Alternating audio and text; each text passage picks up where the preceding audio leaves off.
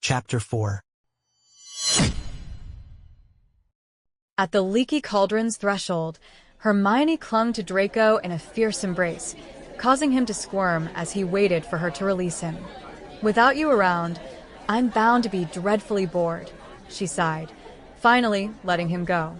Draco, though he scoffed, shared a similar anxiety about the solitude that awaited him. "When you're back, Draco, we should catch some more football matches, all right?" Mr. Granger suggested. Despite his plans to discard the Arsenal hoodie at the earliest opportunity, Draco couldn't deny a burgeoning interest in this earthbound version of Quidditch. "Do you suppose I might accompany you to a match over at Highbury sometime?" Draco inquired, his voice tinged with uncharacteristic shyness. "I realize it may be a nuisance, with so many people about, but I'd be delighted to pay for everyone's tickets, including mine, and compensate any work time lost."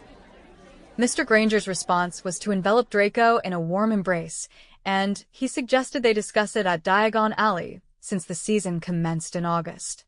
Mrs. Granger embraced him next, and although Draco barely resisted the urge to draw his wand and reprimand their audacity, he found the gesture left an echo of warmth he would deny face to face. Thus, over the years, Hermione's Muggle parents had embraced Draco more often than his own had ever considered. Returning to his home was as uneventful and oppressive as Draco had predicted. While Malfoy Manor's grandeur had been revived in his perception through Hermione's eyes, familiar complacency had settled in once more. This left ample room to delve into Severus's collection of legally dubious tomes, without much in the way of distraction. He had compiled a series of objectives for the summer, documented in the back of his first and second notebooks. 1. Strategize passive engagement for second year Chamber of Secrets opening. Review every instance meticulously. Achieved. Draco found himself contemplating this goal, which had seemed so sensible at its inception, yet strayed so dangerously close to fatal outcomes, particularly for Weasley and potentially himself. Upon returning from Hampstead, however, Draco couldn't help but wonder whether the Grangers' affection might wane, should they discover his willingness to leave their daughter to confront a basilisk. The remaining objectives appeared simpler to achieve. 2. Aim for Quidditch team inclusion. Achieved. This pursuit was essential to maintain a delicate truce with his father, whose unwavering expectation of competence left little room for perceived failure. Thus, he dedicated ample time to practice, his summer days a long stretch of solitude. Research Salazar Slytherin, the Chamber of Secrets, and Basilisks. Completed. Practice occlumency. Completed. Locate Dobby. Failed. Reconcile with father and mother. Partial success. Maintain correspondence with Hermione and Severus. Completed. Exchanging regular letters with Hermione, unlike his singular brief reply to Ron's birthday greetings, warned Weasley against further correspondence lest Draco face dire consequences. No future letters arrived. As for Potter's correspondence, he replied to none.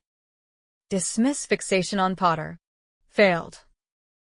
Strategic notations for the forthcoming year followed. Expose Potter as a Parselmouth in a duel. This action was pivotal to the passive strategy. Cultivate objective emotional distance from Ron and Potter, with Potter underlined for emphasis. Remain unobtrusive, silent, and discreet. Foster respectful yet distant relations with fellow Slytherins. Abandon jokes about trolls. Their humor reached a solitary audience. Limit curses to necessity. Initially, Draco wrote no curses, but reconsidered.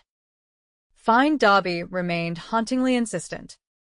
Dismiss fixation on Potter became an urgent plea to himself.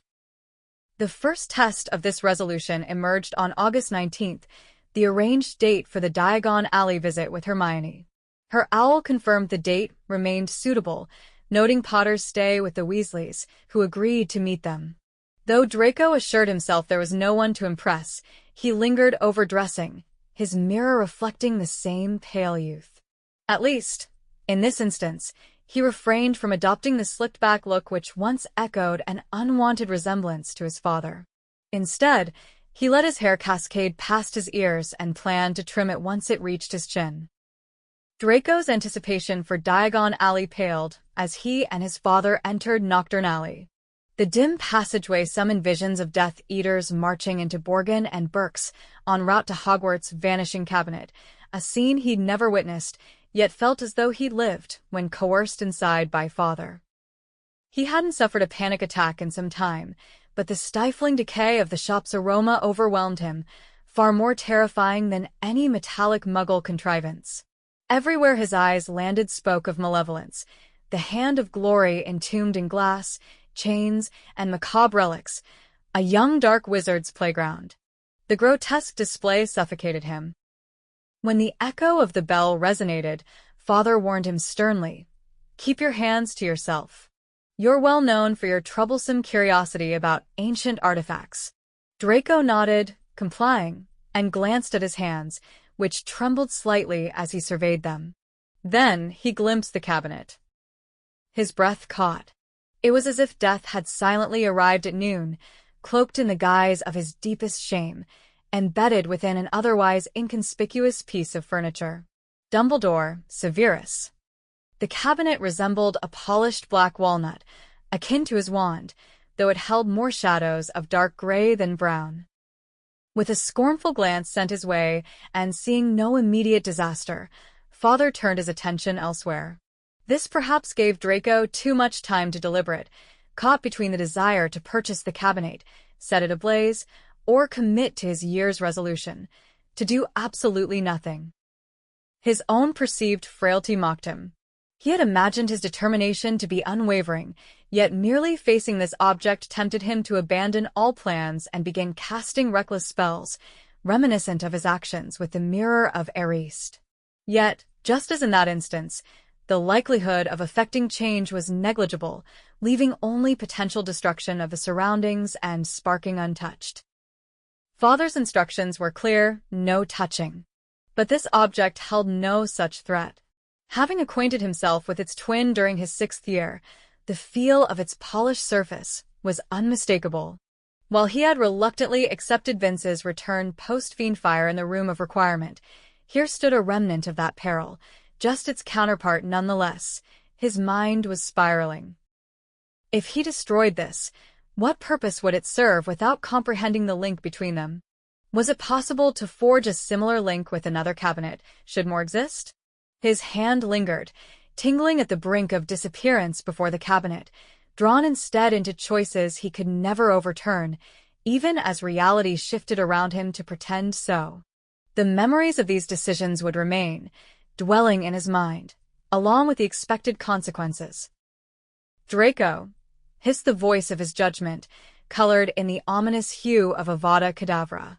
When he peered into the cabinet, Potter's eyes, vivid as ever, stared back from the shadows, like a cat. Yet, not as diminutive as Draco recalled from the onset of summer. "Draco, what are you doing here?" Potter whispered urgently, as if Draco and not Potter was the intruder hiding in a place destined to become entrance to a sinister realm. "Potter," Draco breathed, immobilized by the thought that Potter might be the one disappearing. Father seemed preoccupied at the counter with Mr. Borgin, but at his call, Potter panicked. "Shut the door," he commanded. When Draco remained frozen, Potter seized his Slytherin crest and yanked him inside the cabinet with him. Draco's body pressed against Potter's, shoulder to shoulder, knee to knee, inevitable in the cramped quarters unsuitable for two boys nearing adolescence. His breath fluttered against Potter's neck, and their faces aligned perfectly as he tried to maneuver within. Draco had expected to rise taller than Potter over the summer, yet their grown forms mirrored each other too closely, forcing him to avert his gaze, grazing noses as he redirected his focus. He found himself inside the vanishing cabinet alongside Potter, perhaps the two entities he dreaded most beyond Azkaban's confines.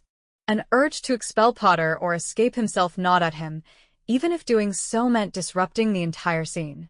However, exposing Potter to Father here, the last conceivable location Draco imagined finding him, especially amidst the cursed confines of Borgin and Berks, was unfathomable. Draco, Potter murmured, reaching out to steady him, inadvertently locking hands around his neck due to the cramped conditions, while Draco's hands braced against the cabinets would near Potter's head. Draco, where are we? Draco wished for space to fully absorb Potter's questioning look. The disdain he intended for the boy who lived seemed ineffable by words alone. We're in a cabinet, Potter, courtesy of your impulsive actions. Is your short-term memory? Potter interrupted Draco's feeble jibe with explanation.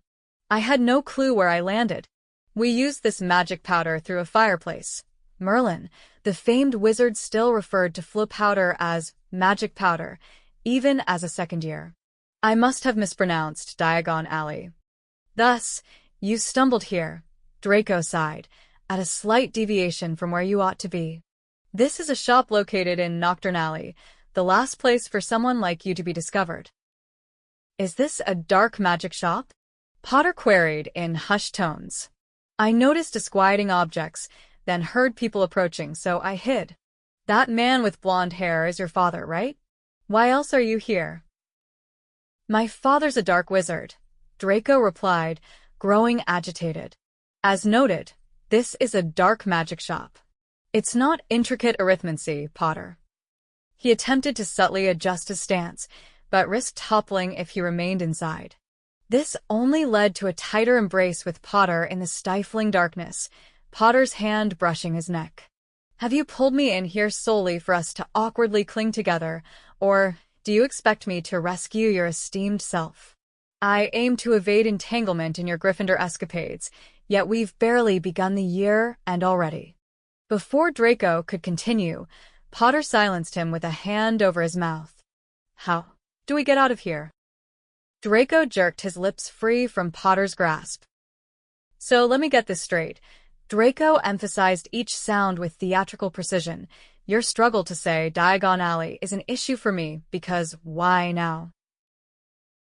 Thanks for listening. If you enjoyed this chapter, please hit the subscribe button and ring the bell to stay updated with more audiobooks. Happy listening!